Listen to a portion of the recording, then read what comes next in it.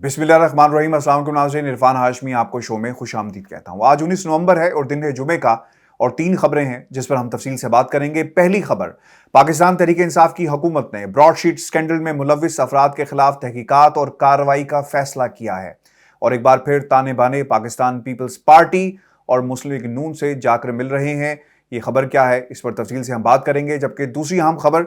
Islamabad high court ने गिलगित बल्तिस्तान के साबिक चीफ जज को शोकॉज नोटिस जारी किया। लंदन में कुछ डेवलपमेंट्स हुई हैं, ये डेवलपमेंट्स मैं आपके सामने रखूंगा। और आखिर में बरतानिया और पाकिस्तान के दरमियान तारकीन वतन के हवाले से इंतहाई अहम डेवलपमेंट्स हुई हैं। और अब सवाल ये किया जा रहा है कि जो गैर कानूनी अफराद बरतानिया में मौजूद हैं उनके खिलाफ क्या कार्रवाई की जाएगी और किस किस्म की इंफॉर्मेशन शेयरिंग होगी, और क्या नवाज शरीफ साहब के हवाले से भी कोई डेवलपमेंट हुई है, क्या बात हुई, इस पर भी तफसील से बात करेंगे। व्यूअर्स, सबसे पहले बात कर लेते हैं ब्रॉडशीट स्कैंडल के हवाले से। आपको याद होगा जब ये ब्रॉडशीट स्कैंडल मंजरेआम पर आया और कावे मुसावी का मैंने इंटरव्यू किया, तो उसके बाद पाकिस्तान तहरीक इंसाफ की हुकूमत ने एक जुडिशल कमीशन तश्कील दिया। शेख अहमद सईद साहब ने उसे हेड किया और उन्होंने अपनी फाइंडिंग्स दी। और फिर पाकिस्तान की हुकूमत से लोग ये सवाल करते रहे कि जनाब, जिन लोगों के खिलाफ कार्रवाई होनी थी, जो जिम्मेदार ठहराए गए, अभी तक कार्रवाई क्यों नहीं की गई। और ये सवाल मेरे ज़हन में भी था और मैं मुतअद्दिद बार जब जब मुझे मौका मिलता रहा, मैंने ये हुकूमत से सवाल किया कि जो फाइंडिंग्स आई हैं, इन लोगों के खिलाफ कार्रवाई होनी चाहिए। शेख अहमद सईद साहब की रिपोर्ट के अंदर जो सबसे इंपॉर्टेंट चीज़ थी, नैब एज एन इंस्टीट्यूशन क्या किरदार रहा, और वो अफराद जो नैब के करता धरता थे उन्होंने क्या किरदार अदा किया अपने इख्तियारात को इस्तेमाल करते हुए, और किसको क्या फ़ायदा पहुंचाया। अब ये फैसला किया गया, काबीना की तरफ से कार्रवाई होगी, तहकीकात की जाएंगी, और जिसने जिस भी सियासी शख्सियत को फ़ायदा पहुंचाने की कोशिश की है उसके खिलाफ भी कार्रवाई होगी। आज शहजाद अकबर साहब को कुछ सहाफ़ियों ने रोका और उन्हें वहाँ पे सवालात किए कि जनाब, कुलभूषण यादव के मामले के ऊपर हुकूमत ने शायद एनआरओ दे दिया है, जिसके हवाले से शहजाद अकबर साहब का कहना था कि ये एनआरओ नहीं है, बिल लाना इसलिए ज़रूरी था, अगर ना लाते तो शायद भारत आलमी अदालत में जा सकता था। तो इस तासुर को और इस खदशे को ज़ाइल करने के लिए ये बिल पास किया गया। और इसके अलावा अगर ये कहा जाए कि कुलभूषण यादव को एनआरओ दे दिया गया है, तो ये बिल्कुल गलत तासुर है जो अपोजिशन की तरफ से फैलाया जा रहा है। व्यूअर्स, पाकिस्तान का ये अलमिया हमेशा से रहा है कि पाकिस्तान पीपल्स पार्टी और मुस्लिम लीग नून ने मिलकर मैच फिक्स किया। और माजी के अंदर इनका जब जब इत्तेहाद हुआ, जब भी जरदारी साहब अपने हेलीकॉप्टर में, जो एक बिजनेस टाइकून का है, रायबन जाते हैं और वहाँ पर गुफ्तगू होती है, इत्तेहाद बनाने की कोशिश की जाती है, उसकी बुनियादी वजह यह थी कि हम मिलकर खाएंगे। और जो म्यूजिकल चेयर वाली गेम है, अब तुम्हारी बारी और उसके बाद मेरी बारी वाली, ये एक स्ट्रेटजी हमेशा से दोनों जमातों की तरफ से अपनाई गई। अब हालात ये पैदा हुए कि जब हुकूमत पाकिस्तान मुस्लिम लीग नून की है और कुछ लोगों को अपॉइंट करना था जिन्होंने तहकीकात करनी थी, अगर वो मर्जी के नहीं होंगे तो यकीनन फिर मर्जी के फैसले भी नहीं किए जाएंगे। आज की इस मीटिंग में जब सहाफ़ियों की तरफ से सवाल किया गया कि ब्रॉडशीट की जुडिशल कमीशन की रिपोर्ट मौजूद है लेकिन कार्रवाई क्यों नहीं की गई, तो इस पर शहजाद अकबर साहब ने ये कहा कि कार्रवाई की जाएगी और ये फैसला उनका नहीं है बल्कि पूरी काबीना ने ये फैसला किया है कि वो अफराद जो इसमें मुलविस थे उनके खिलाफ कार्रवाई की जाएगी। क्योंकि व्यूअर्स, याद रखिएगा, पाकिस्तान के बेरहम मीडिया ने इस स्टोरी को इस बुरी तरह मसक करने की कोशिश की। यानी एक शख्स जिसे लाया गया तहकीकात के लिए, आपने उसकी ही किरदारकुशी शुरू कर दी, वो जैसा भी था, लेकिन पैसा पाकिस्तान का अभी तक ज़ाया हो रहा है, जिसका सवाल आज भी उठता है। और इसका जवाब जो है इन ताकतों ने देना है जो सियासतदानों की शक्ल में पाकिस्तान पर मुख्तलिफ अदवार में मुसल्लत रहे, और शायद लोग इस चीज़ को समझ नहीं पाते। मैं आपको बता दूं कि कार्रवाई क्यों नहीं की गई और ये अफराद कौन है जिनके खिलाफ कार्रवाई की जाएगी। माजी के अंदर कमर जमान साहब का आपने नाम सुना होगा। शेख अहमद सईद साहब ने भी अपनी उस रिपोर्ट के अंदर एक पैराग्राफ ऐसा लिखा, उसके अंदर ये अल्फाज दर्ज हैं कि हुदैबिया केस के हवाले से अपील होना बहुत ही ज़रूरी थी, लेकिन अपील नहीं की गई। और अगर आप उस वक्त के अखबारात को उठा कर देखें तो आपको पता चल जाएगा कि उस वक्त अपॉइंटमेंट किसकी हुई और कौन शख्स था जो जिम्मेदार था और उसकी एफिलिएशन क्या है। आज जो आपको मुख्तलिफ एफिडेविट इस वक्त मीडिया की जो जीनत बने हुए नज़र आते हैं, जो ताल्लुकात पाकिस्तान मुस्लिम लीग नून के साथ मुख्तलिफ शख्सियात के, चाहे वो जज हों चाहे ब्यूरोक्रेट्स हों, जो नज़र आते हैं, ये एक बाकायदा एक सिलसिला है। ये किसी एक शख्स की कहानी नहीं, बल्कि यहाँ पर जो किस तरह लोग ऑपरेट करते हैं, किस तरह लोगों से फ़ायदा उठाया जाता है, ये आपको सारी कहानी समझ में आ जाएगी। एक बहुत ही इम्पोर्टेंट किरदार है और इनका नाम है कमर जमान साहब, चौधरी कमर जमान, जो चेयरमैन नैब रहे। اور ان کے بارے میں آپ کو بتاتے چلیں 8 اکتوبر 2013 کو ڈان اخبار نے یہ خبر شائع کی، اور ڈان اخبار یہ لکھتا ہے اور اس میں پوری ڈیٹیلز، یعنی میں نہیں کہہ رہا بلکہ یہ اس وقت کے اخبارات یہ تاثر بھی دے رہے تھے اور بتا رہے تھے کہ کس کا تعلق کس جماعت سے ہے اور کس کی ساتھ اس کی سٹرونگ ایفیلیشنز ہیں، ٹائز ہیں، اور ہمدردیاں کس کے ساتھ ہوں گی۔ تو یہ تعلقات کی سیاست ہے اور تعلقات کی نوکریاں ہیں جو بیوروکریٹس بھی کرتے ہیں، جج بھی کرتے ہیں، اور سیاستدان ہمیشہ تیار رہتا ہے کہ کسی طرح ان افراد کی جنہوں نے معاشرے کے اندر بیلنس کو قائم کرنا ہے، ان کی وفاداریوں کو خریدا جا سکے۔ آج مریم بڑے غرور کے ساتھ یہ کہتی ہیں کہ پرائم منسٹر ہر شخص کو جانتا ہے، چاہے وہ ایفیڈیوٹ دینے والے ہوں، چاہے وہ ایفیڈیوٹ لینے والے ہوں، ان تمام لوگوں کو جانتے ہیں، پرائم منسٹر ہے۔ لیکن اس کے پیچھے وہ کالا کھیل تھا جو ہمیشہ سے سیاستدان کھیلتے رہے ہیں، اور قمر زمان صاحب کی اپوائنٹمنٹ کے پیچھے بھی یہ کھیل کھیلا گیا۔ 8 اکتوبر 2013 کو ڈان اخبار نے یہ خبر شائع کی، یعنی اس وقت کے نہ صرف ڈان اخبار بلکہ پاکستان کے تمام اخبارات اس کہانی سے پردہ اٹھا رہے تھے، اور اپوزیشن چیخ چیخ کر کہہ رہی تھی کہ آپ جس شخص کو لانا چاہتے ہیں اس کی تمام وفاداریاں ہاؤس آف شریفز کے ساتھ ہے اور زرداری صاحب کے ساتھ ہے، تو آپ کس طرح اس شخص کو اپوائنٹ کریں گے اور کس طرح یہ بات ممکن ہو سکے گی کہ وہ لا اینڈ آرڈر، یعنی جہاں تک کیسز کا تعلق ہے ان کے ساتھ جسٹس کر پائے گا۔ یہی بات ہے کہ جب بھی ریسنٹلی ہم نے دیکھا کہ چیئرمین نیب کی تقرری کا معاملہ یا ایکسٹینشن کا معاملہ آیا، عمران خان کی حکومت اور عمران خان صاحب خود بھی یہ کہتے ہیں کہ میں کس طرح اپوزیشن کے ساتھ مل کر بیٹھوں اور نام تجویز کروں، کیونکہ ان لوگوں کے خلاف کیسز ہیں، تو کس طرح جسٹس کر پائے گا۔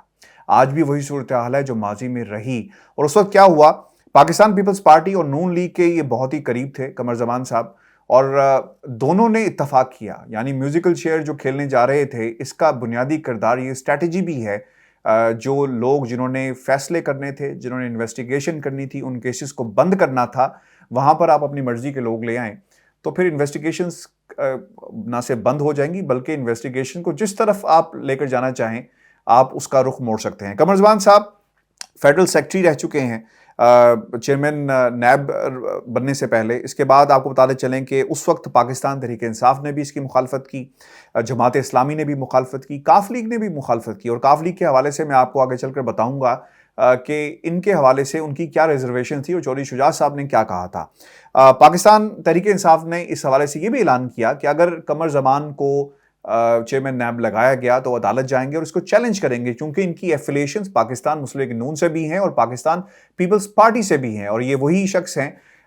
جنہوں نے حدیبیہ کی جو اپیل تھی دائر کی جانی تھی اسے جان بوجھ کر دائر نہیں کیا، اور حدیبیہ کیس میں جس خاندان کو فائدہ ہوا اور جس طرح فائدہ پہنچایا گیا وہ پوری قوم کے سامنے ہے۔ آپ کو بتاتے چلیں کہ نواز شریف صاحب نے قمر زمان کا نام جو ہے وہ پرپوز بھی کیا، اور یہ بھی بتا دیں کہ اس کو جو انڈورس تھا وہ دبئی سے کیا گیا، اور اس وقت دبئی میں آصف علی زرداری صاحب بیٹھے ہوئے تھے اور جلاوطنی کاٹ رہے تھے، کیونکہ یہاں پر ان کے حالات بہت ہی خراب تھے فوج کے ساتھ، اور انہوں نے اپنی خیر اسی میں سمجھی کہ دبئی میں ویٹ کیا جائے اور پاکستان کے اندر جو کیسز چل رہے ہیں ایک پراکسی سیاست کھیلی جائے، ایک پراکسی وار لڑی جائے، اور اس سے بہتر آپشن ان کے پاس موجود نہیں تھا نواز شریف کے، اور نواز شریف نے فون کیا اور پھر یہ نام جو ہے وہ انڈورس کیا گیا۔ آپ کو بھی بتاتے چلیں کہ ڈان اخبار نے یہ بھی رپورٹ کیا، اور یہ صرف ڈان اخبار نے رپورٹ نہیں کیا کیونکہ یہ تاثر اس وقت موجود تھا، اپوزیشن اس کو کرٹیسائز کر رہی تھی، کیونکہ اپوزیشن دوسری طرف فرینڈلی اپوزیشن تھی جس میں پاکستان پیپلز پارٹی ایک فرینڈلی اپوزیشن کا کردار ادا کر رہی تھی، اور دوسری طرف جو اصل اپوزیشن تھی تحریک انصاف کی،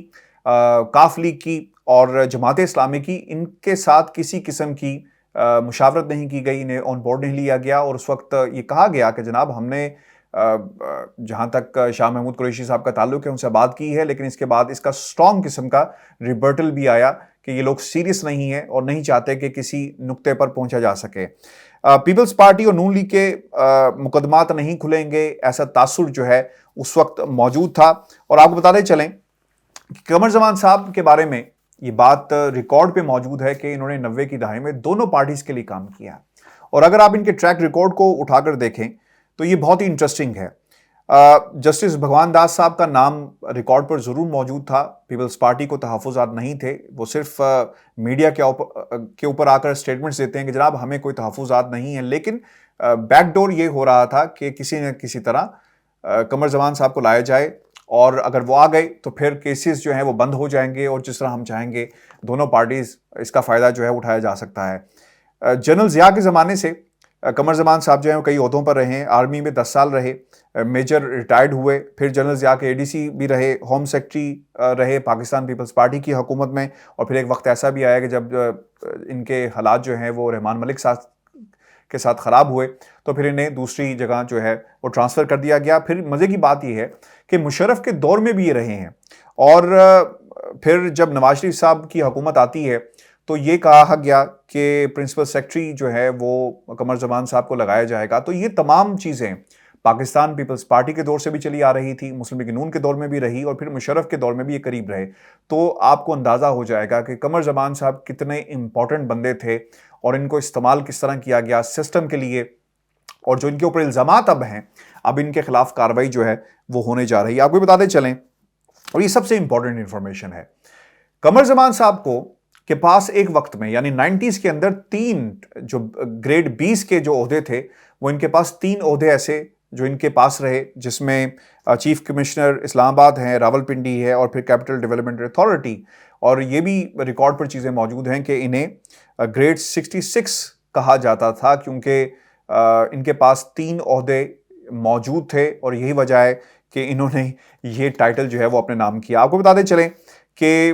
اس کے علاوہ چیف سیکرٹری گلگت بلتستان بھی رہے، اور اس کے علاوہ جو سب سے امپورٹنٹ انفارمیشن ہے کہ ریاض پیرزادہ صاحب، شیخ وقاص اکرم اور شاہ جہان یوسف، انہوں نے اپنی پارٹی بدل لی، اور چودھری شجاع صاحب نے اس کی ذمہ داری جو ہے وہ قمر زمان کے اوپر ڈالی تھی، اور کہا تھا کہ انہوں نے یہ وفاداریاں جو ہیں وہ تبدیل کروائی ہیں۔ اب ہوگا کیا، قمر زمان صاحب فلی رسپانسبل ہیں، کیونکہ ان کو چاہیے تھا کہ حدیبیہ کیس کے اندر وہ اپیل کرتے، لیکن انہوں نے اپیل نہیں کی، خاموشی سے بیٹھے رہے، اور وقت گزر گیا، اور اس کا فائدہ جو ہے پاکستان مسلم لیگ نون کو ہوا۔ اور آج سسٹم کو جو مینیپولیٹ کیا جاتا ہے، جو تعلقات کی سیاست ہے، ویورز، یہ ہے وہ سیاست جس کی وجہ سے پاکستان آج جتنے بھی چیلنجز کا سامنا کرنا پڑ رہا ہے، یہ بنیاد بنی ان تمام چیلنجز کا۔ آج ہم بہت آسانی سے کہہ دیتے ہیں کہ عدالتیں فیصلہ نہیں کرتی، اور ٹائم بارڈ کر دیا جاتا ہے، ثبوت نہیں آتے، کہیں نہ کہیں کچھ ایسے لکونز چھوڑ دیے جاتے ہیں، ٹیکنیکل گراؤنڈز کے اوپر فائدہ پہنچتا ہے۔ تو یہ وہ کردار ہیں جو مہرے بنتے ہیں کسی بھی شخص کو انصاف کے راستے میں حائل ہونے کے لیے، رکاوٹیں ڈالنے کے لیے۔ اسی لیے انصاف نہیں ہوتا، اسی لیے ان سیاستدانوں کے جو ہاتھ ہیں بہت ہی لمبے ہیں۔ یہ عجیب بات ہے کہ ایک شخص کے گھر میں موت ہو جاتی ہے، اور وہ 3 دن بعد لندن آ کر ایک ایفیڈیوٹ کے اوپر سائن کرتا ہے، اور پھر پاکستان واپس چلا جاتا ہے۔ تو ہمیں سوچنا ہوگا کہ ہمارے ضمیر 3 سال بعد کیوں جاگتے ہیں، ہمارے ضمیر فی الفور کیوں نہیں جاگتے۔ اس کی بنیادی وجہ یہ ہے کہ ہم کہیں نہ کہیں خود غلط ہوتے ہیں، اور حالات سے، سیاستدانوں سے،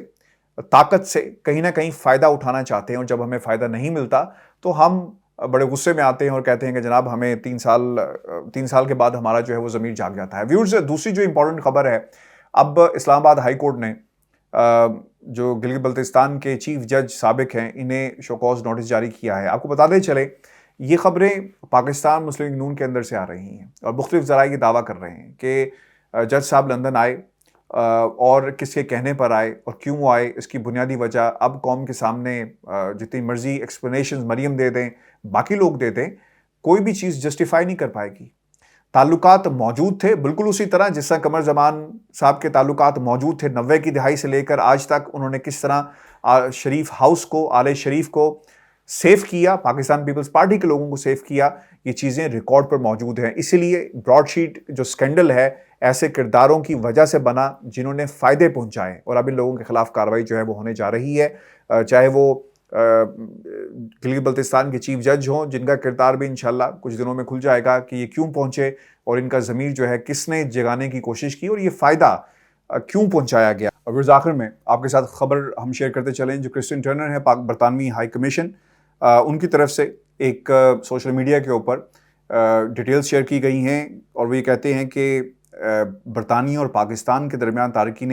وطن کے حوالے سے انتہائی اہم معاہدہ حتمی شکل اختیار کر چکا ہے، اور اب اسے کابینہ کے سامنے پیش کیا جائے گا، اور اس کے بعد اب انفارمیشن شیئرنگ کی جا سکے گی۔ اور بعض لوگ یہ بھی کہہ رہے ہیں کہ شاید नवाज शरीफ साहब के हवाले से भी कोई इन्फॉर्मेशन शेयरिंग की जाएगी। आज की जो मीटिंग थी सहाफ़ियों के साथ, जिसमें शहजाद अकबर साहब से भी सवाल किया गया और उन्होंने क्या जवाब दिया वो भी डिटेल्स में आपके सामने रख देता हूँ। और वो ये कहते हैं कि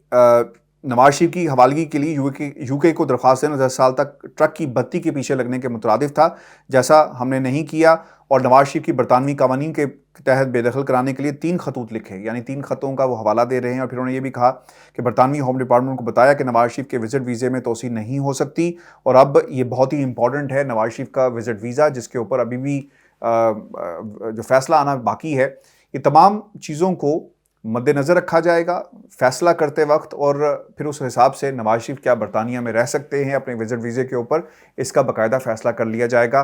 लेकिन ये इन्फॉर्मेशन इंतहाई इंपॉर्टेंट है क्रिमिनल्स के हवाले से। वो लोग जो पाकिस्तान में क्रिमिनल हैं, वो लोग जो बरतानिया में क्रिमिनल हैं, इनकी इन्फॉर्मेशन शेयरिंग की जाएगी और अब इस हवाले से भी काबीना के सामने इसको पेश कर दिया जाएगा। व्यूअर्स, ये हमारा आज का शो था और इम्पॉर्टेंट आज इसलिए है कि ब्रॉडशीट स्कैंडल मैं मंजर-ए-आम पर लेकर आया और इसके अब समराज जो हैं हमें मिलना शुरू हो जाएंगे, क्योंकि वो किरदार जिन्होंने फ़ायदा पहुंचाया सियासतदानों को, वो किरदार जिन्होंने पाकिस्तान को नुकसान पहुंचाया, वो किरदार जो बरतानिया में बैठकर एफिडेविट देते हैं और फिर पाकिस्तान चले जाते हैं, इनका सिस्टम को ख़राब करने में, मैनिपुलेट करने में और सियासतदानों के लिए मोहरा बनने में जो किरदार रहा है, इसको एक्सपोज करने का अब वक्त आ गया है। क्योंकि ये वही किरदार हैं जो पाकिस्तान को कमज़ोर करते हैं, हालात को अपने काबू में करके और किसी न किसी को फ़ायदा पहुंचाते हैं। अपने कमेंट्स हमें ज़रूर भेजें व्यूअर्स, चैनल को ज़रूर सब्सक्राइब कीजिएगा। मुझे इजाज़त दीजिए। अल्लाह ने के बाद।